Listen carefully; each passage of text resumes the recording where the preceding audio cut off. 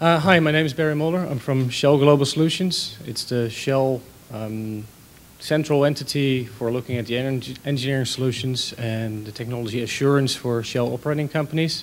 We're hosted in, well, many places on this planet. I'm from Amsterdam in the Netherlands. What I'd like to show you today is some of the challenges that we have as Shell and how wireless and WCI link into that. And I do appeal you to join our forces here. A bit on the background of where we are in Shell. The program I'm running is Frontier Automation. So we're looking at Shell's frontiers. This may not look like Japan, but this is like the desert in the Middle East, where we have wellheads, where the oil comes out of the ground. And today there's virtually no instrumentation except for manual needle gauges. So we'd like to see that instrumented. Then there's the offshore platforms. Again, remote, has a heavy concentration of metal, and everything you bring as instrumentation is a challenge. So every cable that can be eliminated has a value. That's why we're very interested in wireless. Our typical refineries and chemicals facilities on this planet, again, some are pretty old, so additional infrastructure that can be eliminated or avoided is very valuable for us. These are a few examples of the current situations. But like I said, we're also looking at the future. That's why the frontier is there. So some of our frontiers are like, this is a floating LNG facility that's supposed to be off the west coast of Australia in the coming years. And you can imagine this is so remote that everything you do to install an additional instrument afterwards is quite a challenge because you just don't have people around. You cannot send an engineer to install an additional instrument or a cable, or at least you can, but it will cost you. It's a very hazardous experience. The second one is the very cold environments. Again, as humans, installing equipment there is not the best position. So everything we can do to make that easier, hence the wireless instrumentation, is a very valuable one for us. Then we have the hot climates. And especially in this case, it's the sour climates. So the oil that comes out of the ground here is very acidious, very sour. So if it comes out, if it leaks, it's very hazardous for the people. So if you can avoid being there more than you need to be, that's again a value for us. But this is like adding it all up.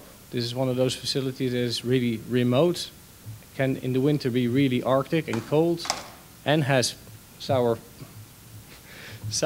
oil and gas in there. So everything we can do to avoid people in there is worth something.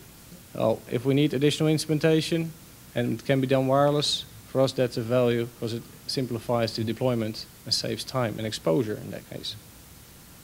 Then the other element of what we're doing is, I'll take some of the values here for us, for you to read later, these are linked to the business values. What I wanted to go for is like the latest and greatest of technology here. So wireless instrumentation is one of those enablers for that mission. We also have the wireless fire and gas detection. There's some simple things in there that we had working over the last decades. And one of the great examples is the personal gas detector that people wear on their chest. It's a pretty silly device because when it senses gas, it starts screaming, but you're the only one that hears it. No one else knows that you're in trouble. So if we deploy wireless on it, we can actually remotely have someone be notified and start searching for you. Again, that's the power of wireless. About wireless video, having a camera extra in the field to observe situations that otherwise would take a human to watch or additional instrumentation is something that can be deployed faster with wireless. Once you have an infrastructure, additional wireless is deployed in hours rather than months. That's the intent.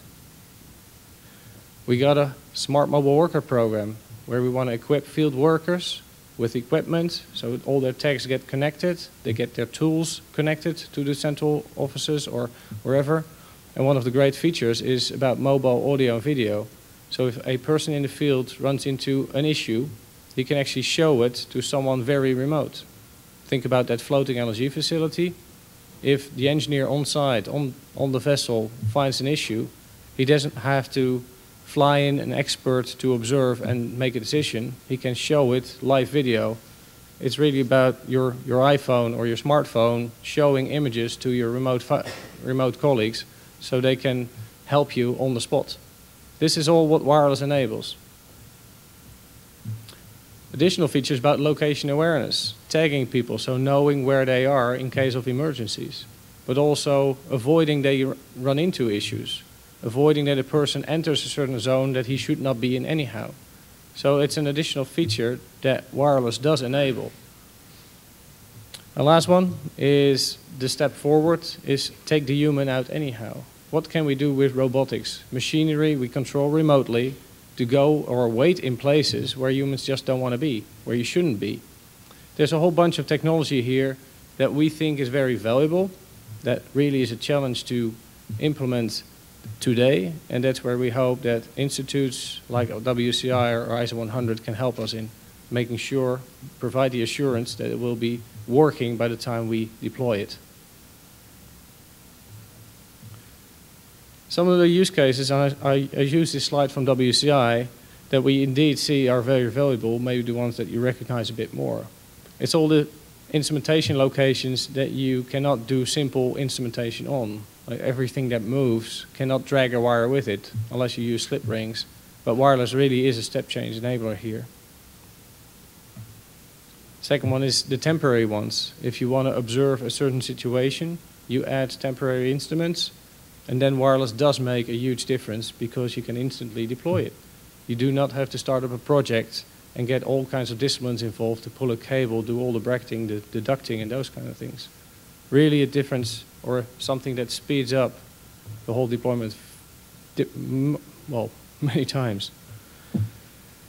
How about remotes? This is the stuff that is too far off the central infrastructure.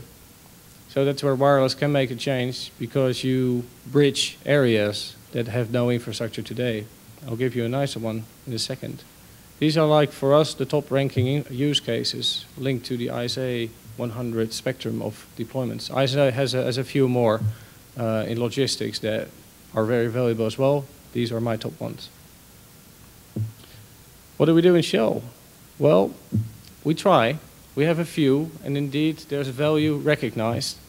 Actually, I show this picture, and it's one of the big challenges here is of a wireless instrument is where's the instrument? Well, it's there. And one of the issues with wireless is it does not have a wire, because once you install it, you don't know where it is. You cannot follow the wire to find it again. It's one of those nice challenges of having a wireless instrument. But it also shows that if you need the measurement up there, you can do it without having all the ducting and the cabling in it. So very valuable. Condition monitoring, or in this case vibration monitoring, a very valuable one as well. It replaces the human that usually has a manual sensing device. So he goes around every month or every so many weeks to measure that pump, the vibration of that pump. And now we can retrofit it easily with one of those wireless devices. Or wellhead monitoring, like I described before, something really remote in the desert, little instrumentation there, because there's further no infrastructure. That's where wireless instrumentation really can make a difference. Give you the broader picture here. Wireless is not new. We have tried it before in the past. We have quite a number of wells, the more important wells, we have them monitored. But what it took was all of that. So you do have a wired instrument and a gateway or junction box. You have a long cable to get out of your EX zone into a gateway, an RTU, that needs to be powered. So you need a solar panel battery pack and a long distance antenna, because it's not efficient communication. And with the current range of wireless instrumentation, we can replace all of that. One device, hopping, meshing from well to well back to the control room. The message here is it doesn't have to be fast, because it is the current situation is we do it every month or every so many weeks. We read the gauge. So if the wireless message, the wireless measurement comes in minutes, that's still a lot better than it used to be. We can do a reading once every few hours here and still be okay.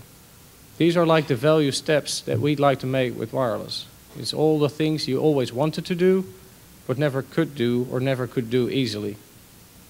The big message behind all this wireless, indeed, is make it easy, because that's the value.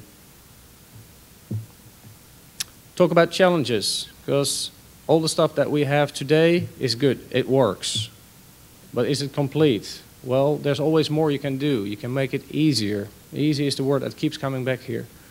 So what else are we looking for? Well, wireless gas detection, I saw a device here, but the whole range of gas detection, fire detection is something that we'd love to expand on.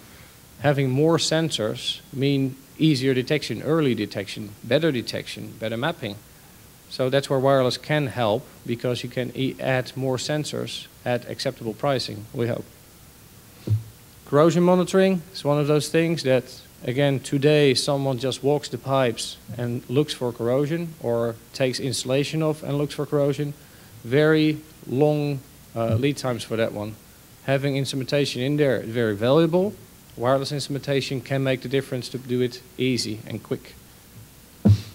Control is one of those things that comes up. Can we do control loops with wireless? Well, at some stage we can. If reliability is such that you want to trust it, that you can trust it in a control loop, it will come one day. So what we already see appearing here is shutoff valves on wireless and control valves as well. So those are the good things that finally spread this whole wireless deployment rating. One element here, power supply. It's great that you have wireless communication to a valve, but you still need to power the actuation of the valve. So power harvesting, one of the other ISA work groups, becomes very valuable, because we can still have a valve sitting very remote and do a wireless to it. But if we can't actuate the valve, you still need to pull a cable. You might as well run the communication over that cable. That's where another step-changing technology development needs to come. Power management, power supply, power harvesting probably. That's what I said. Another challenge we have is the full integration. Instrument to gateway, pretty okay today. Integration of the gateway to your DCS or another host system still remains some sort of challenge today. If you have non-matching integrations, you end up with OPC or Modbus, which is cumbersome. And that's a nice word for it. So what better integration can the suppliers develop for us? Where can WCI or ISO 100 in general help us make that integration easier? There's activities in this area, and that's what we really like to stimulate. The challenges go indeed beyond technology. What we see is technology is getting there. That's good. Deployment is the next challenge. If this is all aimed to be easy, what kind of knowledge do we need to have to deploy it easy? Do we need to go to school for 4 weeks to know how to set up an instrument? Well, I hope not, because that takes away the value of having a wireless instrument. Eventually, it should be like a USB stick that you just stick into your PC and it works. The device and the system have figured out how to make it work together. Wireless instrumentation today is not that level yet, and we really hope they will get that level. Deployment also means people.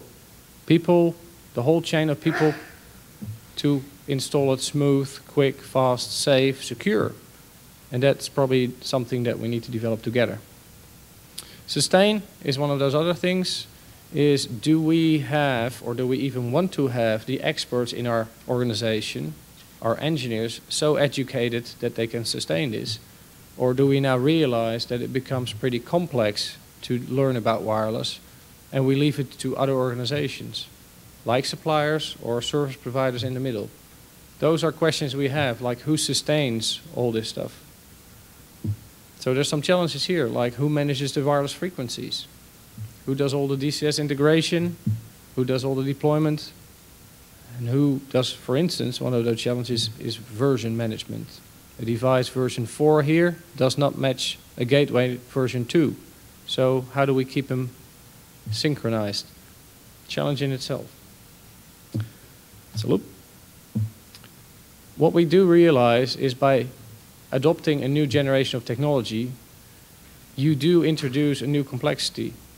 You do introduce something that can be a nuisance if you do not manage it properly. So the whole chain needs to be so simple overall, end to end, to really have value.